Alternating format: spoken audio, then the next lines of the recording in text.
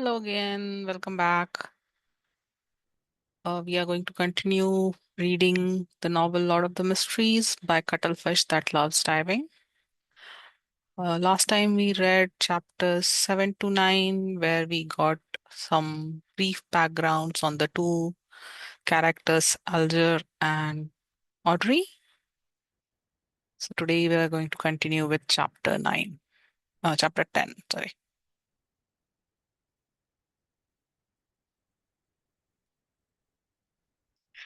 Chapter 10, The Norm. Who is it? Lion was thinking about the mysterious suicide of the original owner of this body and the unknown danger he might encounter when he heard the sudden knock on the door. He subconsciously opened the drawer, took out the revolver, and asked vigilantly. The other party was quiet for 2 seconds before a slightly sharp voice in Ava accent replied, "It's me, Mountbatten, Bish Mountbatten." The voice paused for a moment before adding, "The police." Bish Mountbatten? When Klein heard this name, he immediately thought of the owner of this name. He was a policeman in charge of the street where the apartments were located. He was rude, brutal, hands-on man. But perhaps only such a man could be deterrent for alcoholics, thieves, part-time thieves, villains, and hooligans. And his unique voice was one of his trademarks. Okay, I'll be right there, Klein responded loudly. He had planned to put the revolver back into the drawer, but thinking that he had no idea why the police were outside and that they might search the room or do some other things, he cautiously ran to the stove where the flames had already been extinguished and put the revolver in. Then he picked up a coal basket, shook a few pieces into the stove, covered the gun, and finally placed the kettle over the stove to conceal everything. After doing all that, he tidied up his clothes and quickly approached the door, murmuring, "Sorry, I just had a nap." Outside the door stood four policemen in black and white checkered uniforms with peak caps. Bish Mountbatten, the one with the brown beard, coughed and said to Klein, "These three inspectors have something to ask you." "Inspectors?" Klein looked at the shoulder badges of the other three reflexively and found that the two of them had three silver hexagons. One had two, both of which looked superior to Bish Mountbatten, who had only three chevrons. As a history student, Klein did little to no research into the ranks of police epaulets, except that Bish Mountbatten often boasted of being a senior sergeant. So these three are inspectors. Influenced by the conversations with Benson, Welch, and his classmates, Klein had the common sense to make way and point into the room. "Please come in. How may I help you?" The leader of the three inspectors was a middle-aged man with sharp eyes. He seems to be able to read the mind of the person and make them fearful. His eyes were wrinkled, and the edge of his hat revealed light brown hair. He looked around the room and asked in a deep voice, "Do you know Welch McGovern?" "What's wrong with him?" Klein quivered and blurted back. "I'm the one asking the question." The dignified middle-aged police inspector had a stern look in his eyes. The inspector next to him, also wearing three silver hexagons, looked at Klein and smiled gently. "Don't be nervous. It's just a routine questioning." This policeman was in his 30s with straight nose and gray eyes that, like in like a lake in an ancient forest that no one visited, gave him an indescribable sense of depth. Klein took a breath and organized his words. "If you mean Welch McGovern, the graduate of Hoy University from Constant, then I'm sure I know him. We are classmates with the same mentor, Senior Associate Professor Quentin Cohen. In Lowen Kingdom, professor was not only a professional title, but also a position, just like the combination of professors and department deans on Earth. That meant that there could only be one professor in university's department. If an associate professor wanted to become professor, they had to wait for their superior to retire or force out their superior with their abilities. As talents needed to be retained, the kingdom's Higher Education Commission had added senior associate professors in the three-level system of lecturers, associate professors, and professors after years of observation. This title was given to anyone with high academic achievements or with enough seniority that it but did not make it to the position of professor. At this point, client looked into the eyes of the middle-aged police inspector and thought for a second. To be honest, our relationship is quite good. During this period, I met with him in Naya frequently to interpret and discuss the fourth epoch notebook that belonged to him. Inspector, did something happen to him? Instead of answering, the middle-aged police inspector looked sideways at his gray-eyed colleague. The inspector with the peak cap and ordinary looks replied mildly. I'm sorry, Mr. Welch has passed away. What? Despite having some hunches, client could not help but shout out in astonishment. Welch died just like the original owner of this body? That is a little scary. What about Naya? Client questioned hurriedly. Miss Naya passed away too. Gray-eyed policeman inspector said quite calmly. Both of them died in Mr. Welch's home. Killed? Client had a vague guess. Perhaps it was suicide? The gray-eyed inspector shook his head. No, the scene suggests that they committed suicide. Mr. Welch hit the wall with his head many times, covering the wall with blood. Miss Naya drowned herself in a basin. Yes, the kind used to wash your face. That's impossible. Client's hair stood on their ends as he seemed incapable of imagining such strange scene. A girl kneeling in a chair, burying her face in a basin filled with water, her soft brown hair swaying in the wind, but her entire person remaining motionless. Welch falling to the ground and staring at the ceiling intently, his forehead in a complete blood-mangled mess, while the traces of impact on the wall were evident with the streaks of blood. The gray-eyed inspector continued, We believe so too, but the autopsy results and the situation at the scene exclude external factors such as drugs and external forces. They, being Mr. Welch and Miss Naya, showed no signs of struggling. Before client could speak again, he stepped into the room and asked, pretending to be casual, When was the last time you saw Mr. Welch or Miss Naya? As he spoke, he gestured with his eyes to his colleague with two silver hexagons. He was a young police inspector and looked about the same age as Klein. With black sideburns and green pupils, he was good looking and had a poet's romantic temperament. When he heard the question, Klein thought about it and answered it thoughtfully. It should be June 26th. We were reading a new chapter in the notes. Then I went home to prepare for my interview on June 30th. The interview was for history department of Tingen University. Tingen was known as the city of universities. There were two universities, Tingen and Khoi, as well as technical schools, law colleges, and business colleges. It was second only to Backland, the capital.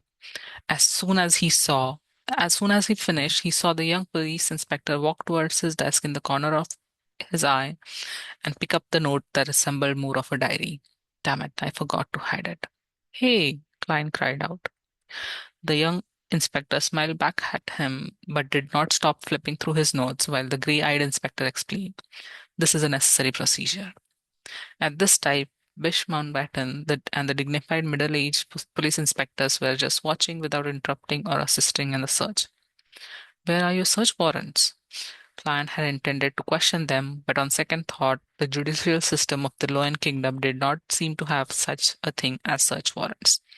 At least he did not know if there was one. After all, the police force only had been established for 15 or 16 years. When the original owner of this body was still a child, they were still called public security officers. Client couldn't stop it. He watched the young inspector flip through his notes, but the gray-eyed inspector did not ask any question. What is this strange thing? The young police inspector turned to the end of notes and suddenly asked, And what does this mean? Everyone will die, including me. Isn't it common sense that everyone dies except for deities? Klein was prepared to quibble, but it suddenly occurred to him that he had planned to connect with the police in case of possible danger, but he had no reasons or excuses. He made a decision in less than a second.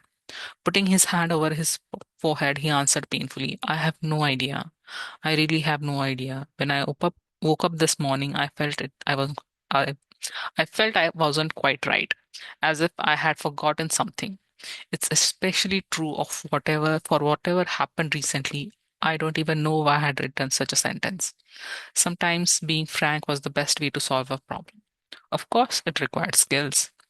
There were things that could be said and could not be said, and the order of what was said first mattered. As an expert keyboard warrior, Klein was also good at sophistry. This is ridiculous. Do you think we are fools? Bish Mountbatten could not help but interject angrily. This is such a bad lie that it insults the intelligence of his and his colleagues. It's better for you to pretend to be mentally ill than to pretend to be amnesiac. I'm speaking the truth, Klein responded frankly, looking into eyes of the looking into the eyes of Mountbatten and middle-aged inspectors. It really could not be more true. Maybe it is, the grey-eyed police inspector said slowly. What? He really believed it? Klein was surprised himself. The grey-eyed inspector smiled at him and said, An expert will come in 2 days, and believe me, she should be able to help you recall your lost memories. Expert? Help me remember my memories? In the field of psychology? Klein frowned. Hey, what if his memories of Earth were exposed? He suddenly felt like face-palming himself. The young police inspector put down his note and searched his desk and room. Fortunately, he focused on books instead of lifting the kettle. Well, Mr. Klein, thank you for your cooperation. We advise that you better not leave Tangan for the coming days. If you have to, please notify Inspector Mountbatten or you'll become a fugitive. The grey-eyed police inspector warned. That's it. That's it for today. No other questions with deeper investigation or taking me back to the police station to torture me for information? Klein was at a loss. Nevertheless, he wanted to solve the odd turn of events brought about by Welch too, so he nodded. That wouldn't be an issue. The inspector exited the room one by one, and the young man at the end suddenly patted Klein on the shoulder. It's really nice, very lucky. What? Klein's face was puzzled. The green-eyed police inspector with a poet's temperament smiled and said, Generally speaking, the norm is for all the involved parties to die in such an event. We are very glad and fortunate to see you still alive. After that, he exited the room and closed the door behind him politely. The norm is for everyone to die together. Very glad that I'm still alive. Fortunate that I'm still alive. On this June afternoon, Klein was chilling all over. Chapter 11. Real Culinary Skills. The norm is for everyone to die together. Very glad that I'm still alive. Fortunate that I'm still alive. Klein shivered and quickly ran to the door, trying to catch up with the policeman and ask for protection. But as soon as he reached the handle, he suddenly stopped. That officers talked so horribly about it. Why didn't they protect me, an important witness or key lead? Isn't that too careless? Were they just probing me? Or maybe it's a bait. All kinds of thoughts rushed into Klein's mind. He suspected that the police were secretly watching him, observing his reaction. He felt much calmer after thinking of this and was no longer so panicked. He slowly opened the door, deliberately shouting with a trembling voice at the staircase. You guys will protect me, right? Tap, tap, tap. There was no response from the police officer, and there was no change in the rhythm of the contact between leather shoes and wooden stair. I know, you'll do that, Client shouted in a tone of feigned conviction, trying to act like a normal person that was in danger. Sounds of footsteps gradually weakened and disappeared into the bottom floor of the apartment. Client sorted and laughed. Isn't that response too fake? Their acting skills are not up to standard. He did not run after them. Instead, he returned back to the room and closed the door behind him. In the next few hours, Client fully expressed what they called in Foodaholic Empire, China. Restlessness, nervousness, agitation, inadvertence, and murmuring words that he did not understand. He did not slack just because there was no one around. This is called the self cultivation of a an actor. He laughed at himself in his heart. When the sun moved to the west, the clouds on the horizon appeared to be reddish orange. Tenants in the apartment came home one after another. Client shifted his focus elsewhere. Melissa is almost done with school. He looked at the stove, lifted the kettle, peeled off the coal, and took out the revolver. Without pause or delay, he reached into to the back of the board under the double deck bed where more than 10 wooden strips were staggered out. After clipping the left wheel between the piece of wooden strip and board, Client straightened up, waited uneasily, fearing that the police would bust open the door, rush into the room with guns in their hands. It, if it was an age of steam, he was certain he would not be seen by anyone when he did that. However, there were extraordinary powers here, ones that he had proven through his own experiences. After waiting for a few minutes, there was no movement at the door. There was only chatter between two tenants who were heading for the heart of the There was only chatter between two tenants who were heading for the heart of the wild bar on the Iron Cross Street. Phew, Klein exhaled, feeling assured. All he needed to do was wait for Melissa's return and cook the stewed mutton with tender peas. When the idea came to Klein's mind, his mouth seemed to taste the rich flavor of the gravy. He remembered how Melissa cooked stewed mutton with tender peas. First, she boiled the water and stir-fried the meat. Then she added onions, salt, a little pepper, and water. After a specific period of time, peas and potatoes were added, and the stew was cooked for an additional 40 to 50 minutes with the lid on. It's indeed a simple and crude way to do it, supported purely by the flavors of the meat itself. Klein shook his head. But there was no other way about it. It was hard for commoners to have many kinds of condiments and various cooking methods. They could only pursue simple, practical, and economical methods.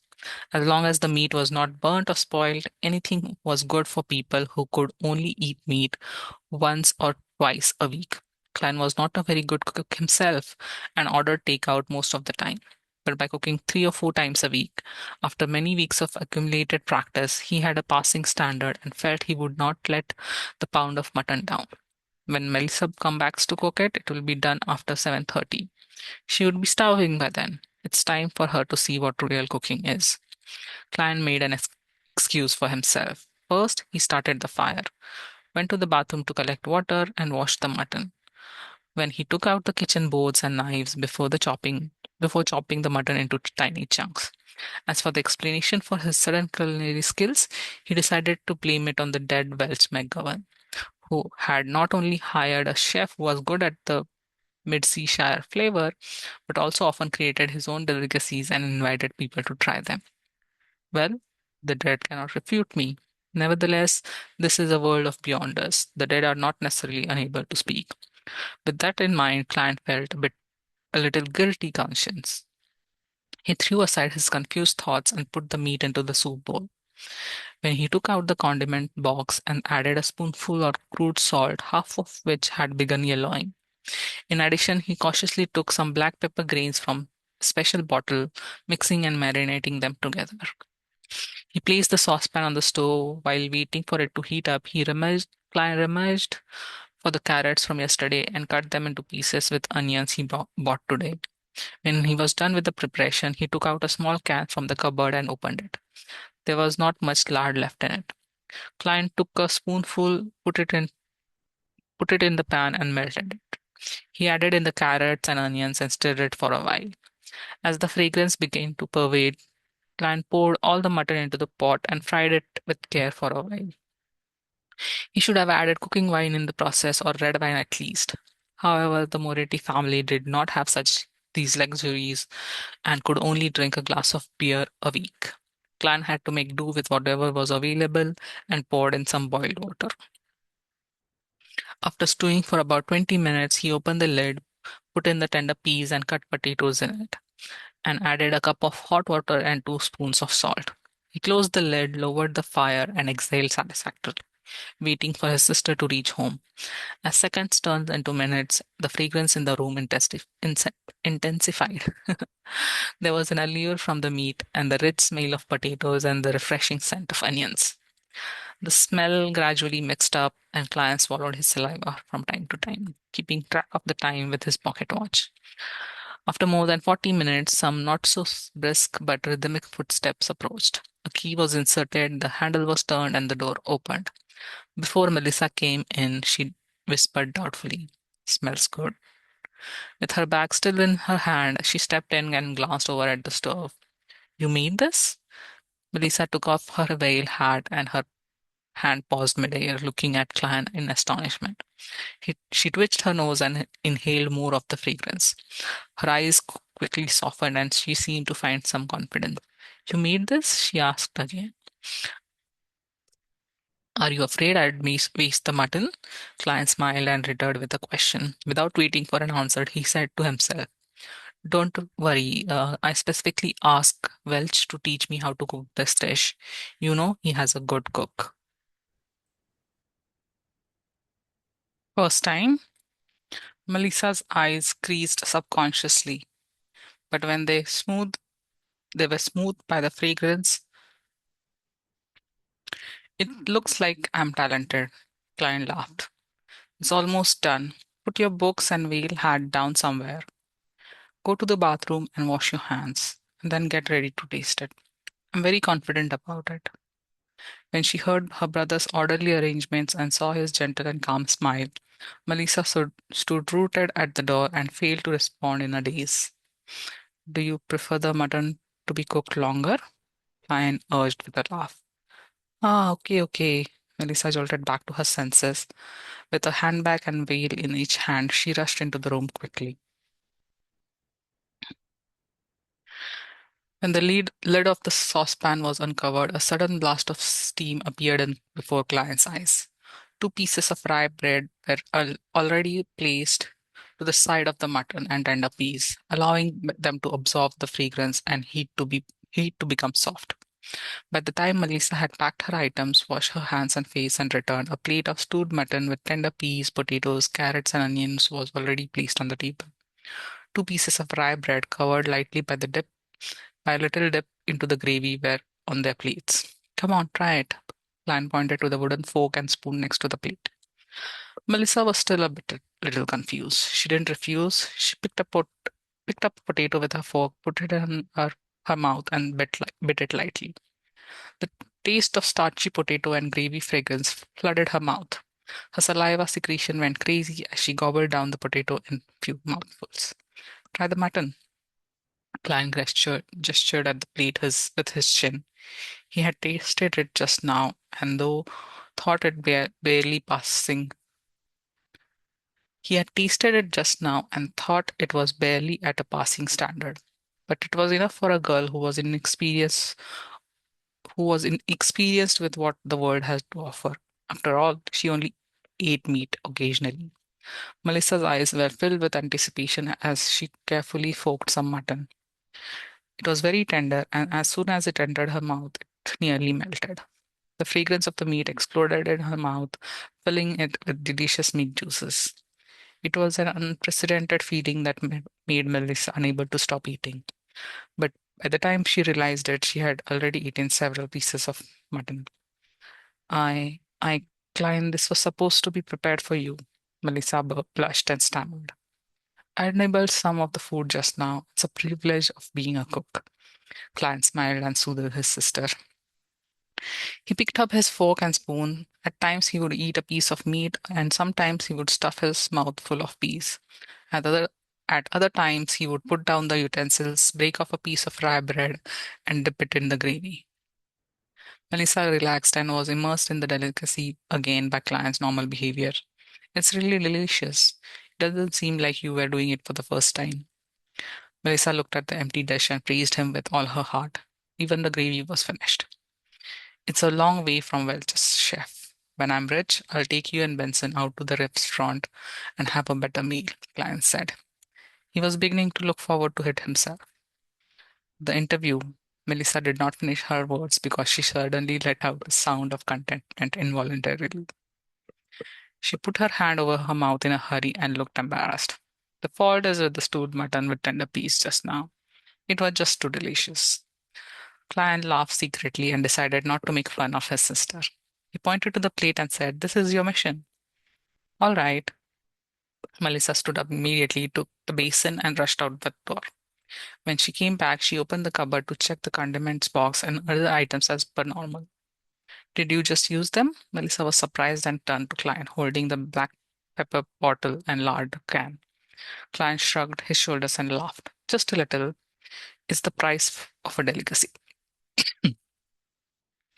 Melissa's eyes twinkled, her expression changing for a few moments before she finally said, "Let me cook in the future.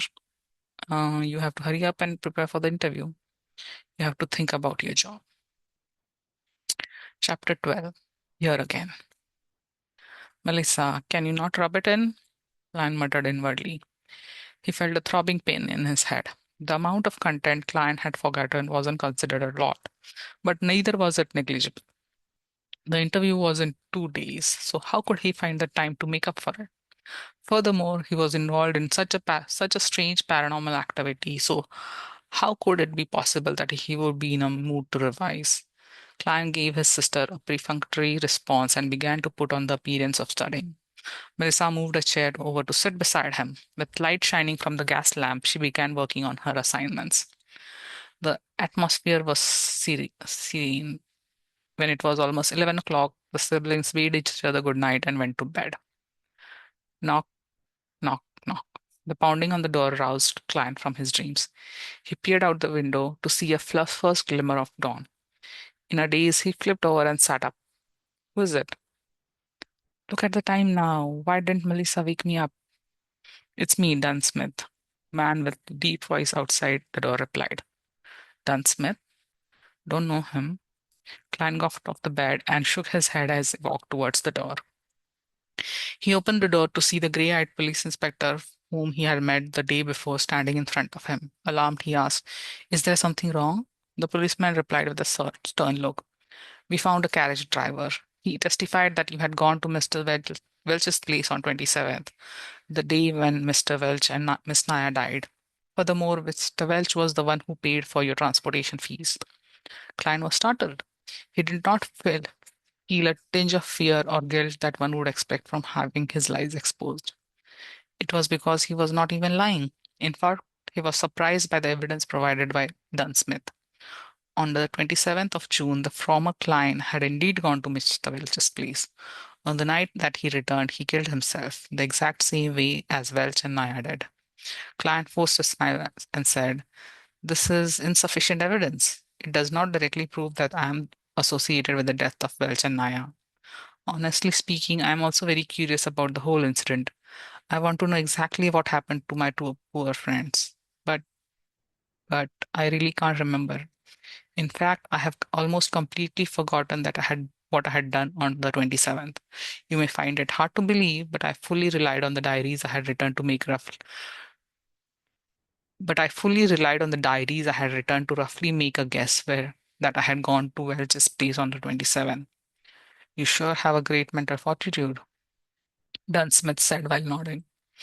He showed not a trace of anger, nor was he smiling. "You should be able to hear my sincerity." Client looked at him straight in the eye and said, "I'm telling the truth. Of course, only a part of it." Dunsmith did not give an immediate response. He swept his glance across the room before saying slowly, "Mr. Welch lost a revolver. I guess I should be able to find it here, right, Mr. Klein?" Indeed, Klein finally understood where the revolver had come from. A thought flashed in his mind. He came to a final verdict in an instant. He raised his hands halfway and retreated, leaving a path open. Then he signaled at the bunk bed with his chin, behind the bedboard. He did not specifically mention that it was the bottom deck, as no one would normally hide things at the back of the bedboard on the upper deck. That would be too obvious for guests to notice at a glance. Dunsmith did not move forward. Corners of his mouth twitched as he asked, "Nothing to add on?" Without hesitation, Klein replied, "There is. Yesterday, when I woke up in the middle of the night, I realized that I was laying on my desk with a revolver beside me. There was a bullet at the corner of the room. It was as if I had committed suicide. But due to the lack of experience of never having used a gun, or maybe I was too scared at the final moment, anyway, the bullet did not achieve the desired result. My head is still in its place. I'm still alive now. And since then, I have lost some memories, including what I saw and did at Welch's place on 27th.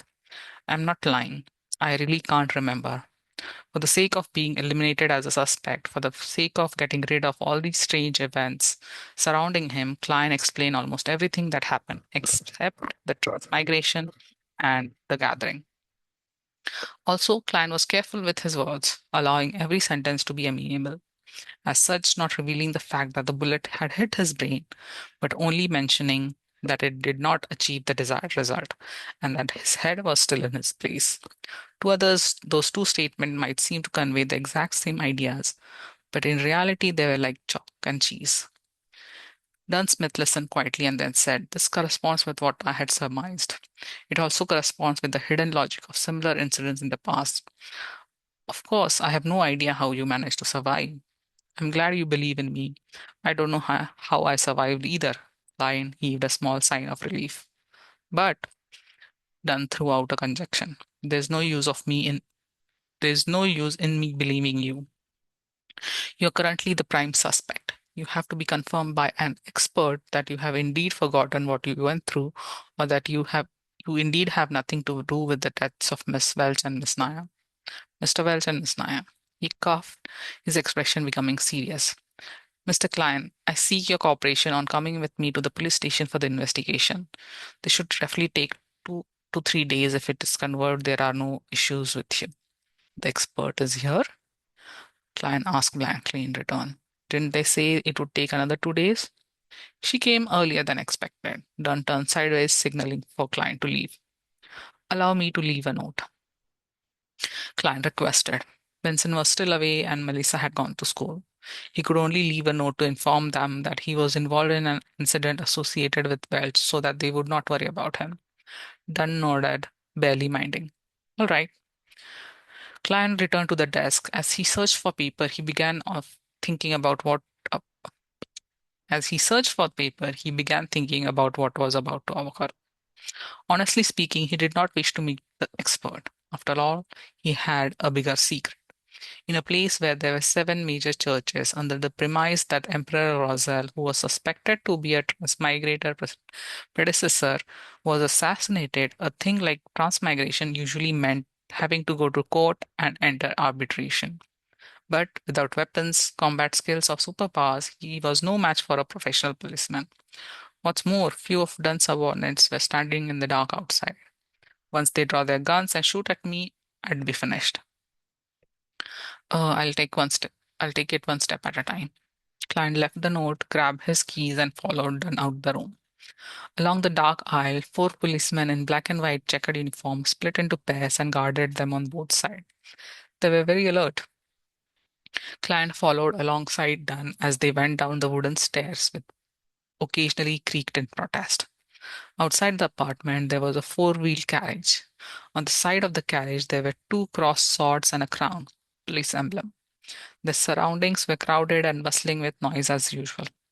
"Go on up," Dunn signaled for Klein to go first. Klein was just about to step forward when an oyster seller suddenly grabbed a customer and claimed he was a thief. Both parties wrestled and triggered a response from the horses, causing a great chaos. An opportunity. There wasn't much time for Klein to think any further. He bent forward and dashed toward the crowd. Either shoving or dodging, he escaped frantically towards the other end of the street. Right now, for the sake of not meeting the expert, he could only proceed by going to the pier outside the city, taking a boat down the Tussock River, and escaping to the capital Backland.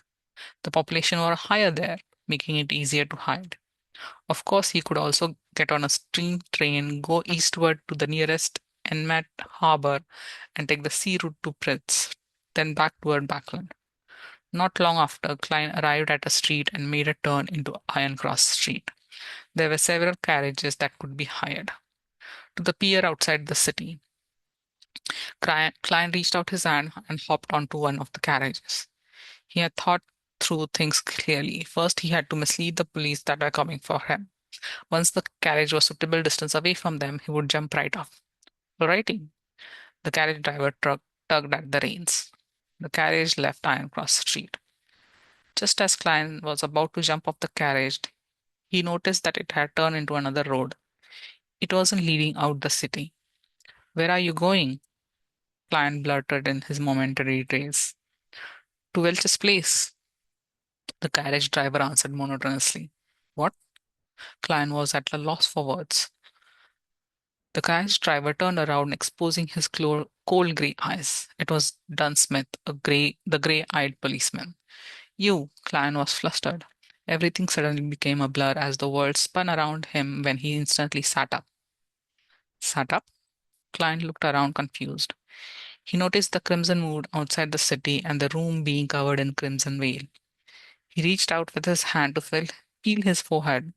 It was all moist and cold, cold sweat. His back felt exactly the same. It was a nightmare. Klein heaved a sigh. All is well, all is well. He found it weird. It was rather clear-minded in his dream. He was rather clear-minded in his dream. He was even able to think calmly.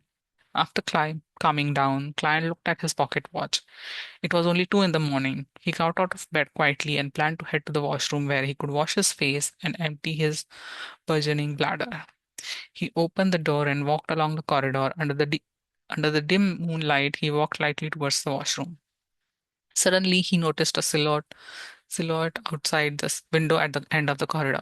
The silhouette was wearing black trench coat that was shorter than a coat but longer than a jacket. That silhouette, that silhouette was partially camouflaged in the darkness, bathing in the crimson moonlight. That silhouette turned around, his eyes deep, grey and cold. Dunsmith. Okay, we'll stop here for today and continue with chapter 13 next time. Thank you for listening. Bye bye.